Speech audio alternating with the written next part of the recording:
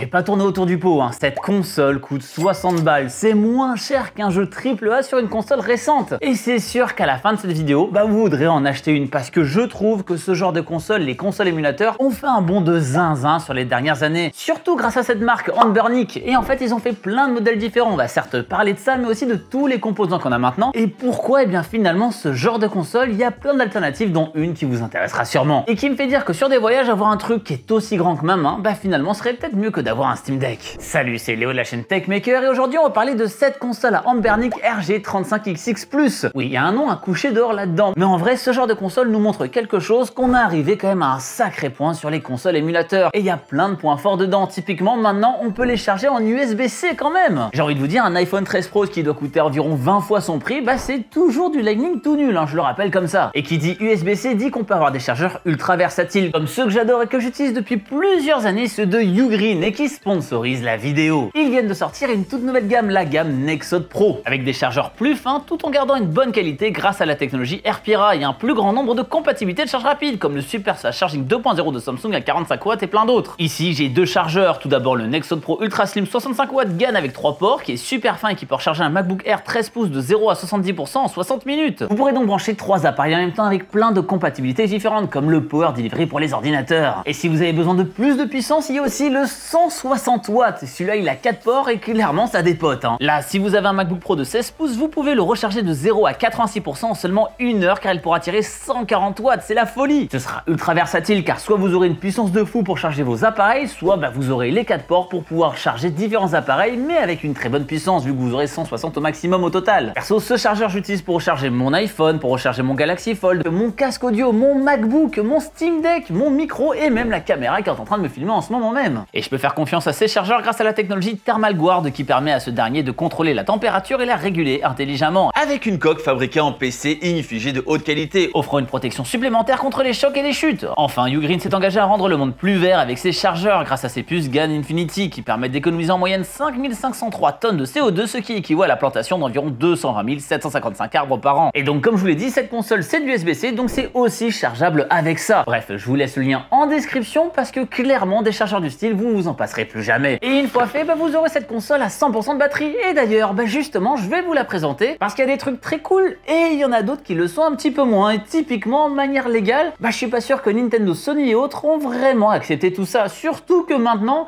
les jeux sont encore plus simples à choper qu'avant. Car ouais, l'émulation rétro, ça me connaît bien quand même. C'est même comme ça que la chaîne avait réussi à prendre des abonnés à la base, avec une vidéo montrant comment faire sa propre NES Mini. Une console que Nintendo avait sortie avec de vieux jeux dessus, mais qui était en rupture de stock partout. À l'aide d'un Raspberry Pi 3, une sorte de tout petit ordinateur qu'on trouvait à 35 balles à l'époque, et d'une imprimante 3D pour faire le boîtier, ça faisait le taf. Ouais, ça me rajeunit pas, le fait de me voir sur une vidéo d'il y a bientôt 8 ans maintenant. Depuis, j'avais fait quelques projets, notamment ma propre Game Boy avec un Raspberry Pi 0, mais c'est vrai que depuis quelques temps, je m'y intéresse plus trop à l'émulation de vieux jeux rétro. Et ça parce que je trouve qu'on n'avait pas énormément d'évolution. Ok, les Recalbox et autres RetroArch prenaient quelques mises à jour, ok, on avait de nouvelles optimisations, mais rien de bien flagrant. Et surtout, ce qui est dommage, c'est qu'on se rend compte qu'on aura toujours beaucoup de mal à émuler des consoles à partir de la PS3. Et donc la course aux composants de plus en plus puissants pour faire tourner les consoles qui sont un peu moins anciennes est devenue tendue. Bon, sauf chez Nintendo qui de toute façon sort des consoles avec du matos d'avant-guerre, donc c'est toujours aussi simple à émuler chez eux. Merci à eux franchement pour cette fleur. Mais oui, je trouvais qu'on avait fait le tour de consoles dédiées à ça, et c'est pour ça que je trouvais que c'était devenu limite plus intéressant que ce soit un à côté de consoles plus modernes. Et d'ailleurs, par exemple, sur ce fameux Steam Deck dont je vous parle pour la 106e fois, c'est un truc top à faire avec EmuDeck, car il y a moyen de jouer à énormément de trucs, que ce soit en portable ou en fixe, et l'installation est ultra simple. C'est aussi ça que je trouve aussi ultra important sur l'émulation de nos jours, c'est d'avoir un truc simple pour que tout le monde, et que ce soit pas un bazar à installer, à demander des modifications, des émulateurs qui durent 5 heures pour chaque jeu qu'on veut jouer, et qu'on en trouve à partir de 300 € en reconditionné directement par le constructeur. Franchement, c'est top. Mais il est vrai que c'est quand même gigantesque ce qu'il y a là-dedans, et donc pour moi, cette console c'est l'objet parfait si on veut faire que ça. Déjà car ça coûte vraiment pas grand chose comme vu plus tôt, mais surtout car ça tient dans la poche avec ses 11,7 cm de haut et ses 8,1 cm de large. Donc faisons un petit tour du propriétaire. Disponible dans cette couleur transparente comme celle que j'ai, ou encore en blanche, ou bien même en gris un peu rétro si vous tenez absolument à avoir des vibes de l'époque, on se retrouve avec une console contenant des composants modestes. Processeur Cortex A53 avec 1,5 GHz, 1 Go de RAM, une batterie de 3300 mAh qui va donc se vider plus ou moins vite par rapport au jeu auquel vous jouez. Typiquement ils disent 8 heures sur leur site, mais entre l'émulation NES et l'émulation N64 c'est pas la même quand même. Mais tout ça on s'en fiche un peu au vu de ce qu'on cherche sur ces consoles, faire tourner des vieux jeux qui ont entre 20 et 30 ans. C'est surtout l'expérience qu'on peut avoir dessus qui est importante. Et là franchement c'est sympa. Écran de 3,5 pouces en 640 par 480 pixels plutôt propre, touche ABXY,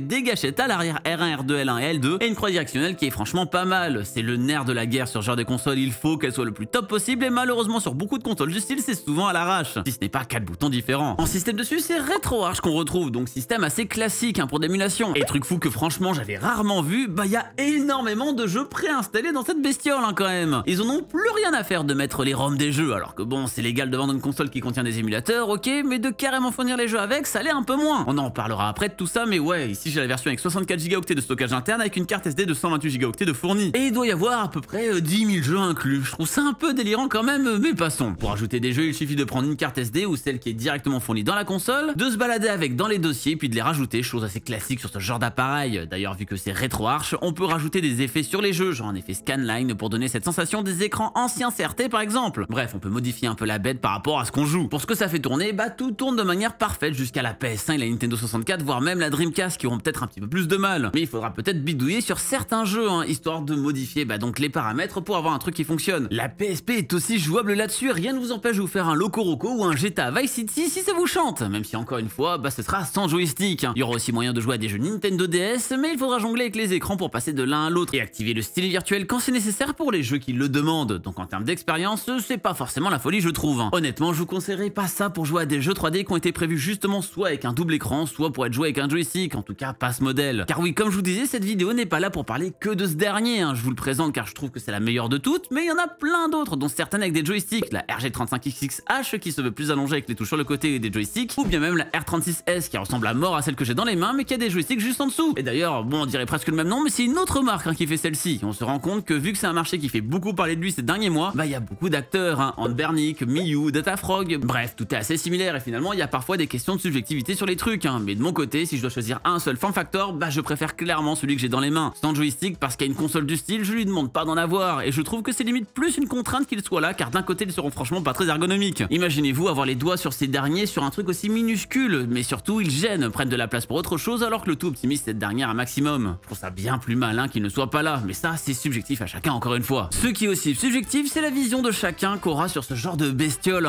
parce qu'évidemment en termes de légalité c'est assez compliqué, on va pas se mentir. Normalement la seule possibilité pour vous de jouer à vos vieux jeux sur émulateur, c'est que ce soit vous-même qui ayez extrait les fichiers de vos propres cartouches pour les mettre là-dedans. Ce que fait évidemment tout le monde, bien sûr. Là je serai pas là à vous faire la morale personnellement, parce que autant je suis pas fan du piratage de jeux récents, autant ici ce sont des jeux qui ne sont plus exploités depuis plus de 20 ans pour la plupart, ou alors qu'ils le sont dans des abonnements en ligne pour faire croire qu'ils sont réellement utiles alors que ça a juste popularisé le fait de payer un abonnement pour jouer avec ses potes. Chose impensable il y a 10 ans. Oui, je pense à vous Nintendo. Mais oui, je trouve ça quand même sacrément moins grave ici, et même plutôt important quand on sait que près de 87% des jeux sortis en 2010 ne sont plus du tout jouables légalement ou que ce soit via une étude sortie par la Fondation sur l'histoire du jeu vidéo. C'est juste incroyable de se dire que seulement un dixième des jeux produits qui sont encore lançables quelque part en vrai. Donc sur ce genre de bestiole, c'est impossible de toucher à énormément de jeux, donc franchement on fait pas de mal à grand monde à mon sens. Mais cet aparté fini, est-ce que je vous conseille donc cette bestiole? Franchement ouais, surtout encore une fois à ce prix là, ça coûte moins cher qu'une clé CD pour Modern Warfare 3, et la grande différence c'est que là vous pouvez jouer à de bons trucs. C'est aussi pour ça que je voulais vous en parler, car ce marché est redevenu abordable, là où il avait un peu explosé après le fait que le grand public s'y intéresse un peu trop avec la NES Classic Mini, la SNES Classic Mini, la mini PlayStation horrible que Sony avait sorti. Bref, là on a de vraies nouvelles évolutions. En tout cas je trouve ça cool pour le futur des consoles rétro, surtout au vu de la communauté qui suit ces projets. J'en ai très peu parlé ici, mais vu qu'on commence à avoir de vrais leaders sur ce marché, des communautés suivent avec des vidéos, trucs et astuces trouvables super facilement, et carrément des systèmes d'exploitation à modifier pour rendre ces consoles encore meilleures. Par exemple, il existe Garlic OS, un système qu'on voit beaucoup sur les appareils d'Ant Bernick et qui est énormément suivi par la communauté. Et je trouve ça trop cool de voir autant d'enthousiastes. Il y a certaines choses dont j'ai pas parlé dans cette vidéo, car je trouve que ça rentre plus dans le gimmick que de vraiment utile. Par exemple, vous pouvez faire tourner Moonlight là-dessus et donc streamer votre ordinateur directement sur ce petit écran. C'est un des outils les plus performants pour faire du cloud gaming avec ses propres bécanes et qui en vrai a une latence convenable. Ça dépend évidemment de plein de facteurs, que ce soit la qualité du réseau, sa stabilité, etc. Donc théoriquement, vous pouvez essayer de finir Elden Ring sur cette console. Je sais pas qui veut s'infliger ça, mais c'est jouable. Et vous pouvez aussi brancher un câble mini HDMI en haut de la bestiole juste là pour pouvoir mettre un vrai écran et donc jouer à vos jeux directement sur la téloche grâce à une manette que vous brancherez en Bluetooth sur votre petite Game Boy. Là pareil,